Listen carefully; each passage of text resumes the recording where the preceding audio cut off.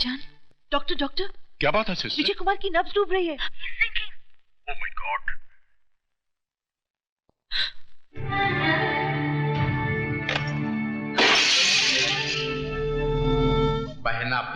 बहना प्यारी, अभी तो तुम्हारा सर सिर्फ शर्म से झुक रहा, लेकिन जिस दिन ये हकीकत तुम्हारे पतिदेव और तुम्हारे बेटे को पता चल गई ना, उस दिन ये जमीन फट जाएगी और तुम्हें जमीन की कोख में अपने आप को छुपाना पड़े।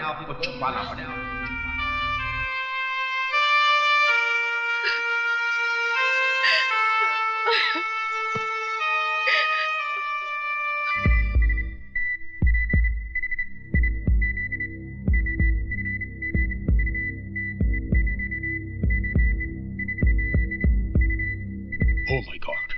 सिस्टर, डॉक्टर सक्सेना को इमीडिएटली फोन करो। Yes sir.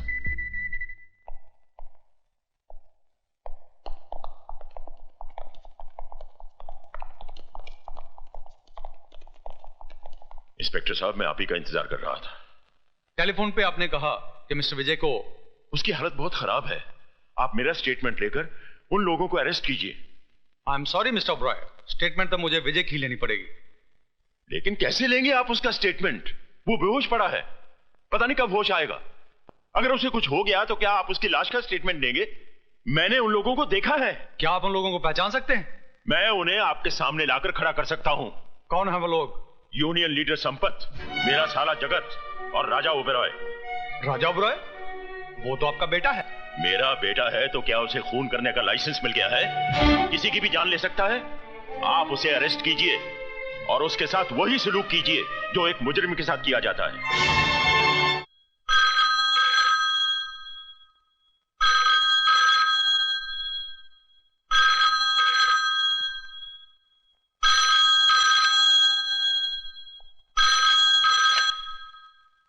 डॉक्टर साहब, विजय कैसा है?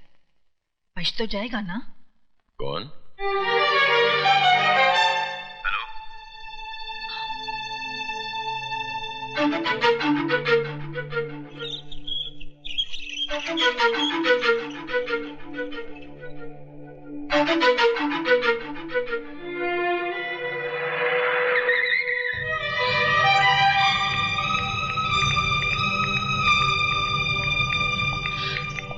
विजय कैसा है? मैं पूछ रही हूं, विजय कैसा है? आप जवाब क्यों नहीं देते? कैसा है विजय? मर गया विजय। नहीं! कह दो ये झूठ है, ये झूठ है, ये झूठ है। शारदा, तुम क्यों रो रही हो? तुम्हें तो उल्टा खुश होना चाहिए। इस घर में जश्न मनाओ, घी के चिराग जलाओ, गरीबों और यतीमों को भरपेट खाना खिलाओ, क्योंकि आज इस घर के, इस परिवार के दुश्मन की मौत जो हुई है,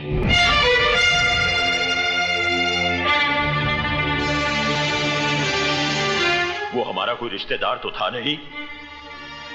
हमारा सगा संबंधी होता तो हम उसके लिए आंसू बहाते, उसका मातम करते, लेकिन वो हमारा ही नहीं, इस दुनिया में किसी का कुछ नहीं था। ना किसी का दोस्त, ना किसी का भाई और ना ही किसी का बेटा। तो फिर ऐसे लावारिस के लिए आंसू क्यों बहाना? अरे उसके लिए तो उसकी मां ने आंसू नहीं बहाया होगा, तो फिर तुम क्यों रो रही हो? क्योंकि मैं ही उसकी मां हूं। इस कोख से मैंने ही उसे जन्म दिया है। हाँ, मैंने।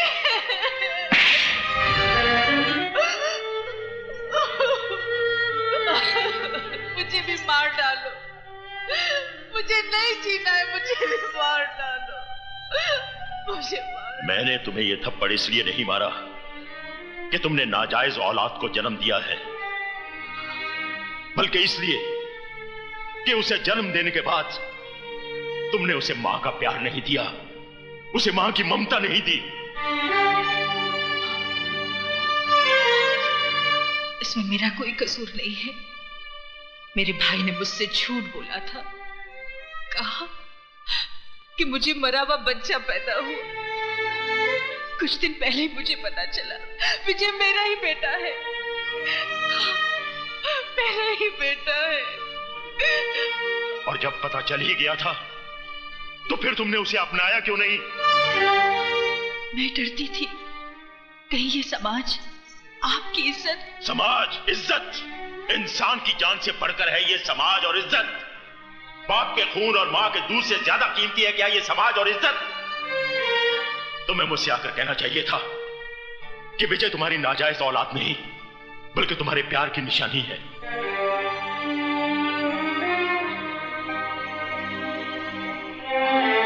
तो क्या आप मुझे माफ कर देते? क्या था? सीखे उबराए भी तुम्हारी तरह इंसान है, भगवान नहीं। अगर तुम गलती कर सकती हो तो मैं भी गलती कर सकता हूं। मैं विजय को सिर्फ अपनाता ही नहीं बल्कि उसे अपना नाम भी देता। मैं ही बदनसीब नहीं, मेरा विजय भी बदनसीब था। काश अगर वो आज जिंदा होता तो अपने साथ उसका भी सर अपने कदमों में डाल देती।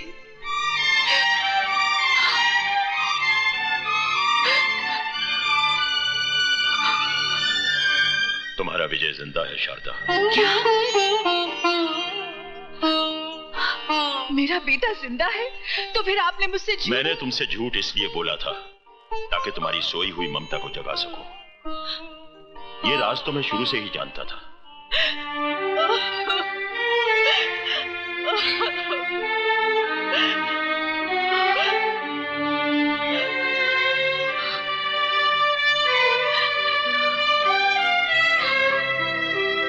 चलो शारदा, हॉस्पिटल में तुम्हारा बेटा तुम्हारा इंतजार कर रहा है। आप इंसान नहीं देवता है। अगर मैं अपने बेटे को देखते हुए थोड़ी देर के लिए आपको भूल जाऊं तो मुझे माफ कर देना। आओ।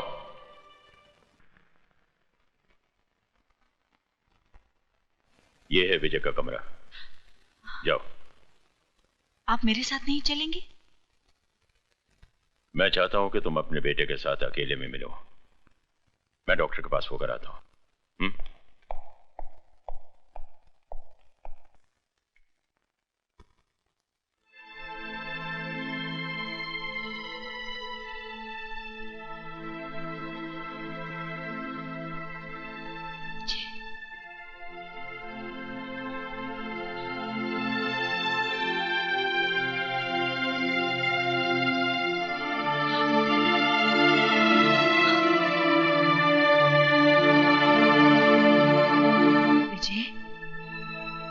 माँ तुझसे मिलने आई है, वो अभागन माँ जिसने तुझे जन्म तो दिया मगर अपनी छाती का दूध ना पिला सकी।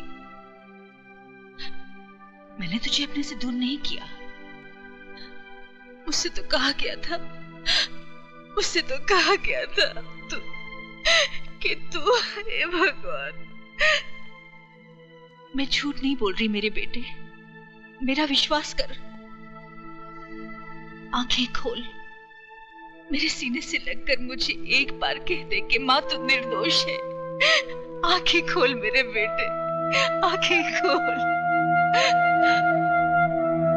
विजय, विजय, आंखें खोल मेरे बेटे। मैंने तो अभी तुझे जी भर के देखा भी नहीं है। आंखें खोल मेरे बेटे, आंखें खोल, खोल आंखें मेरे बेटे। आंखें सुनिए, इन्हें आराम की सख्त जरूरत है, आप चलिए। नहीं मेरे बेटे, चलिए, इन्हें आराम की जरूरत है। आइए खोल मेरे प्लीज। आंखें।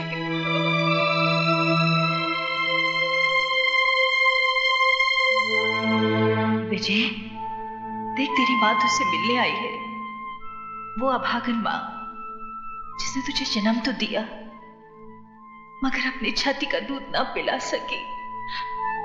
मैंने तुझे अपने से दूर नहीं किया।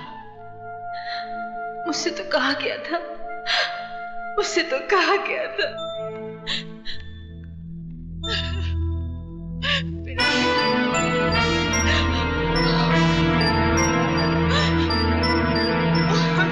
जी हाँ।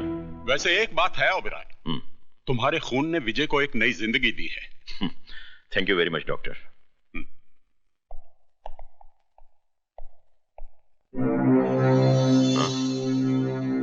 कहां गई शारदा?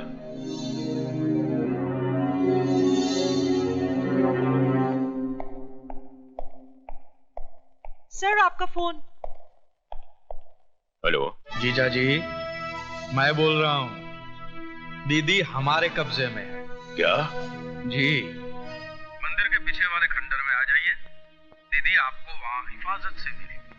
देर मत करना वरना हाँ, एक बात का ख्याल रखना, पुलिस को खबर की तो दीदी की लाश को कौवे खाएं।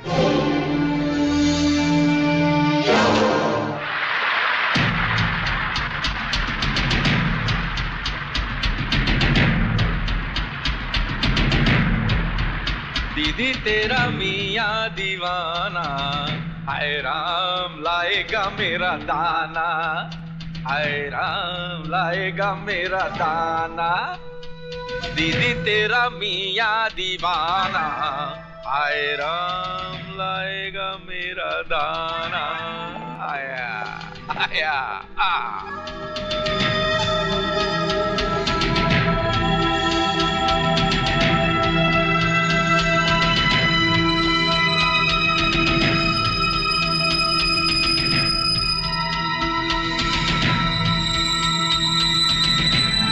चलो चलो।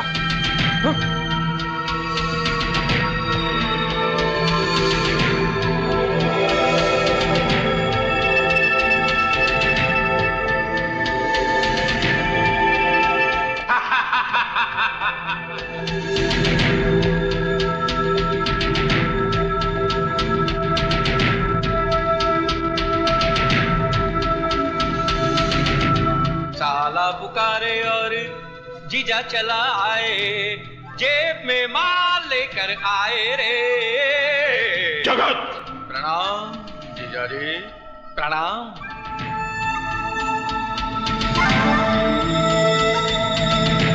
साले की इस नादानी को माफ कर दीजिए।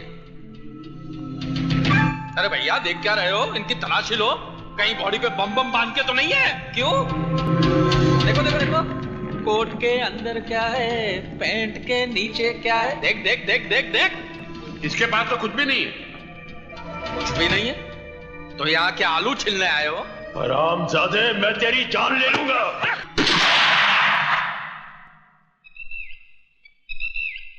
ओबराय साहब, ऐसी कोई गलती मत कीजिएगा कि हमें आपकी प्यारी बीवी की जान लेनी पड़े। हाथ लगा के तो देख, जिंदा जमीन में नहीं गाड़ दिया तो मेरा नाम भी सीके ओबराय नहीं। हाथ लगाने की बात कौन कर रहा है ओबराय साहब? हमारी कमजोरी औरत नहीं, हमारी कमजोरी तो पैसा है, पैसा। और ये पैसे के लिए हम अकेले नहीं आए हैं, भांजा भी लाए हैं। वो देखिए, आप ही का खून। At your service, Mr. C.K. Oberoi. राजा, देखा शारदा, जिसे हमने मंदिरों की चौखटों पर माथा रगड़ रगड़ कर मांगा था, वो बेटा कैसे निकला? बेटा? मैं आपका बेटा कहाँ हूं मिस्टर C.K. Oberoi? आपका बेटा तो वो है, विजय, विजय, जिसको मैंने अपने हाथों से मौत के मुंह में ढकेल दिया है। अरे पागल, जिसे तू अपना दुश्मन समझ रहा है वो तेरा अपना भाई है, मेरा पहला बेटा। हाँ, अपने गंदे खून से मेरे खून को मत मिलाओ मिसेस C.K. Oberoi। वो हराम की औलाद है और हरामी ही कहलाएगा।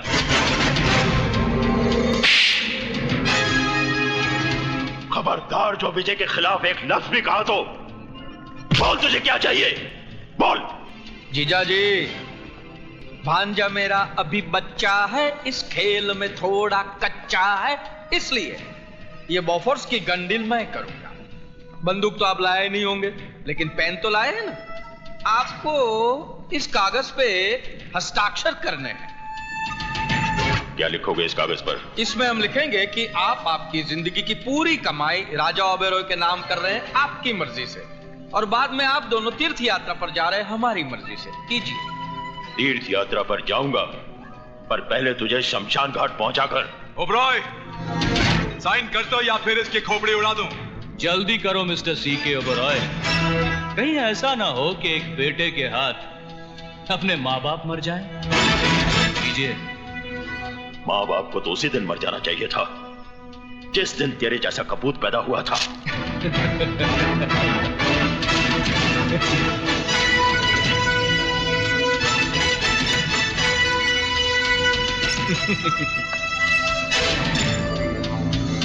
ओ बहना देख, देख तेरा मियाँ बिगड़ा जाए। देख देख देख। ये क्या किया आपने? मेरे लिए अपनी जिंदगी की सारी दौलत लुटा दी। बुढ़ापे में आदमी दौलत पर नहीं औलाद पर भरोसा करता है। जब औलाद ही अभी नहीं मिस्टर सीके ओबरॉय, अभी तो आपको मेरी शादी में शामिल होना है। आशीर्वाद नहीं देंगे? शादी? जी हाँ मामा जी। भांजे जी, जरा मिसेस सीके ओबरॉय की बहू को तो पेश किया जाए। हाँ रुकमणी, रुकमणी, शादी रुकी, जल्दी आ जा।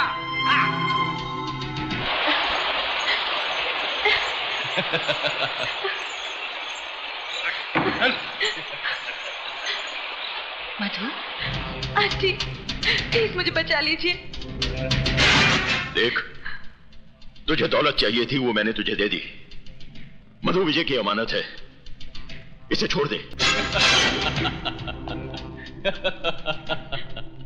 मैं नए जमाने का सैंपल हूं मिस्टर सीके ओबरॉय। जो चीज प्यार से नहीं मिलती उसे छीन लेता हूं। तू चीज बड़ी है मस्त मस्त, तू चीज बड़ी है सख्त सख्त। और मैं पुराने जमाने का सैंपल हूं, जबान के लिए सर कटा सकता हूं। ओबराय साहब, आगे आगे क्या होता है चुपचाप देखते रहिए। जिस मांग में तुम विजय के नाम का सिंदूर भरना चाहती थी, आज उसी मांग में मैं अपने नाम का सिंदूर भरूंगा। नहीं, नहीं। तू लक्ष्मण है मेरे बेटे। अगर सीता की तरफ आंख उठाकर भी देखा तो आग में जलकर राख हो जाएगा। क्या माँ? माँ!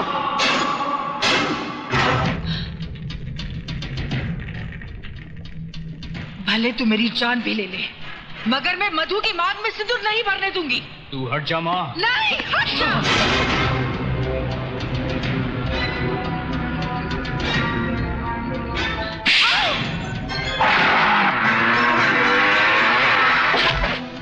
इसकी मांग में सिंदूर भरने से कौन रोकेगा मुझे? कौन रोकेगा मुझे? तू या ये?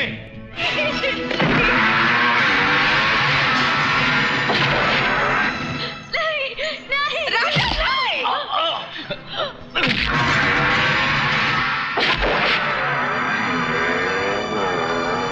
विजय, हरामजादों, देख क्या रहे हो? उड़ा दो उसे।